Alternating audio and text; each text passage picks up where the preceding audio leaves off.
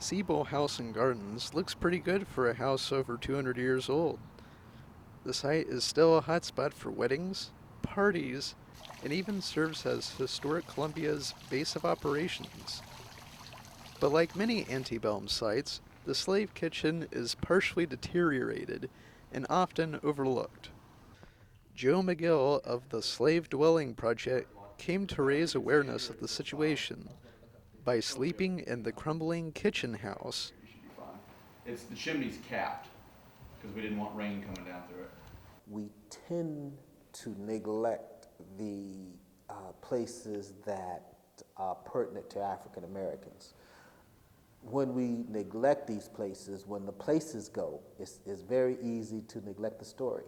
Sometimes the Slave Dwelling Project promotes locations where restoration is taking place. This pointing, which has been redone, the masonry pointing, I'm talking about the brown here, has been redone over time.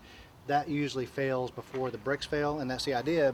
Old fired bricks were usually kind of soft, so they would mix it with a very soft mortar that was replaced every so often. But even with Historic Columbia rebuilding and excavating much of this kitchen, it's still not exactly a Holiday Inn. Sleeping in a slave cabin is unusual. People perk up. They want to know why. Why would he want to sleep in a slave cabin? As a Civil War reenactor and field officer with the National Trust of Historic Preservation, McGill is no stranger to these types of settings.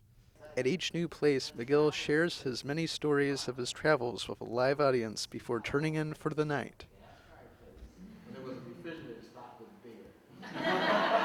He often invites others to join him, and on this night, one of Historic Columbia's own staff members will brave the dark with him.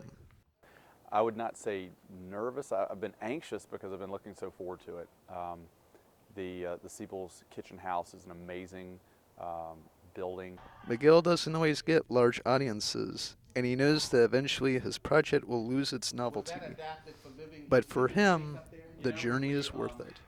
Robert Johnson, Carolina News.